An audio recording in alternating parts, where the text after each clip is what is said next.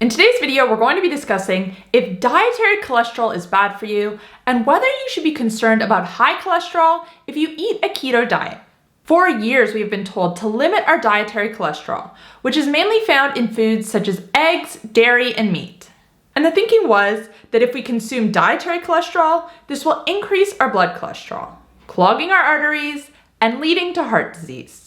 But did you know that in 2015, the US dietary guidelines actually removed their recommendation to limit dietary cholesterol?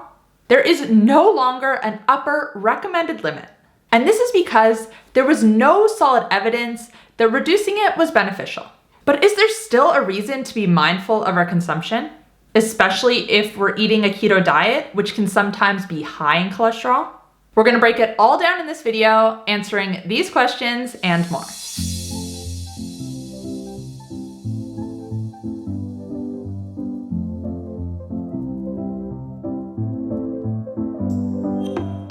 Hey guys, welcome back to my channel. If you're new here, my name's Kate. I'm a certified health and nutrition coach. I post videos twice a week here on YouTube talking all things insulin resistance, weight loss, sleep, and more. So if you're ready to take control of your metabolic health, make sure to click that subscribe button.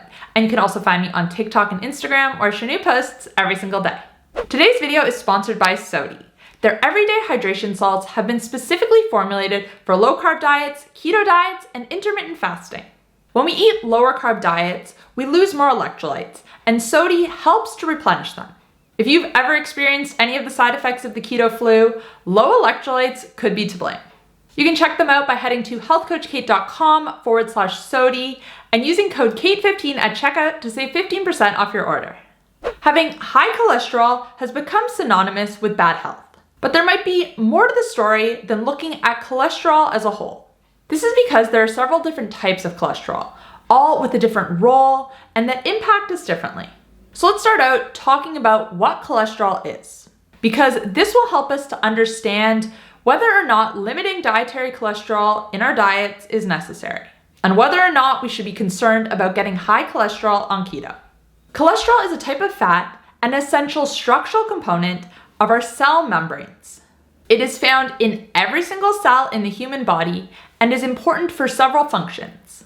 Some of the roles it plays include helping your body to absorb fat-soluble vitamins. These are vitamins A, D, E, and K, creating hormones, specifically our sex hormones, helping to synthesize vitamin D, and maintaining cell structure.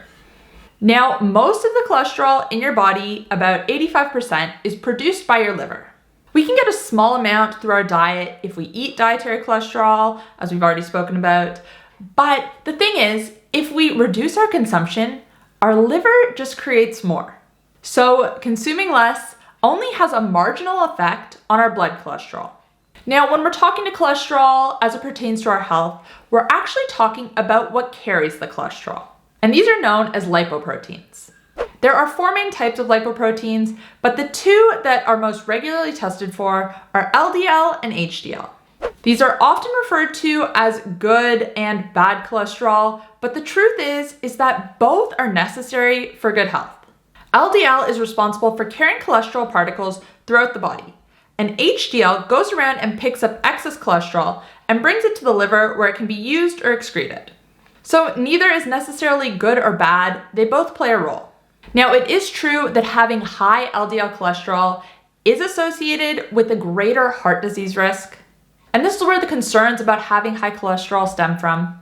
And it is true that people who eat a high-fat diet, such as the keto diet, do sometimes see an increase in their LDL cholesterol. And I'll get to why that is in just a second.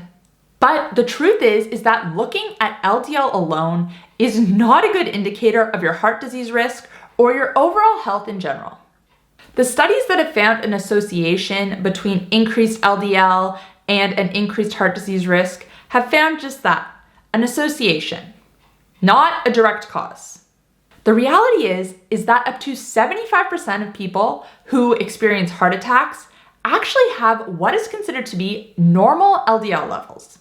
So lowering LDL and not focusing on anything else actually doesn't decrease your heart disease risk.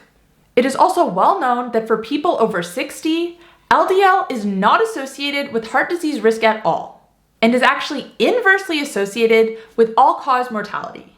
There is a stronger association between insulin resistance and heart attacks. Although this connection often gets missed because insulin resistance is often undiagnosed. Now, I have a ton of videos on my channel on insulin resistance and what causes it. I'll link one up above if you want to know more about that.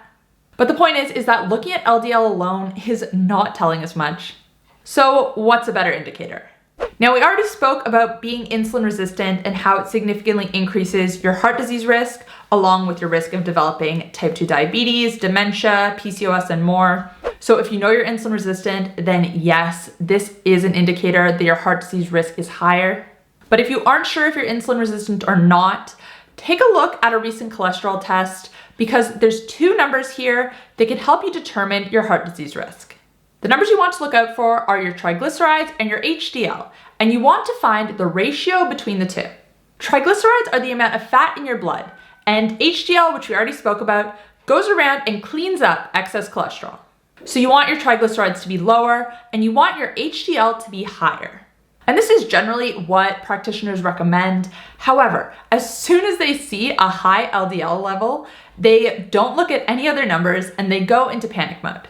But the thing is that your triglyceride to HDL ratio has actually been shown to be a better indicator of heart disease risk than any other cholesterol markers. One meta-analysis concluded, although some lipid variables were associated with the extent of coronary disease, the ratio of triglyceride to HDL cholesterol showed the strongest association with extent. So a ratio of 1:1 or less is optimal, a ratio of 2 to 3 is a moderate heart disease risk, and a ratio above 4 is a significant risk. And this is also an indicator of how insulin resistant you are, which just goes to show the strong connection between the two. Now, if you do calculate your ratio, make sure to calculate it in US standard units. If your test is in millimoles per liter, then convert them first. Otherwise, your ratio is going to be way off. So in summary, no, dietary cholesterol is not going to raise your blood cholesterol. It's not going to increase your heart disease risk. There is no reason to limit it in your diet.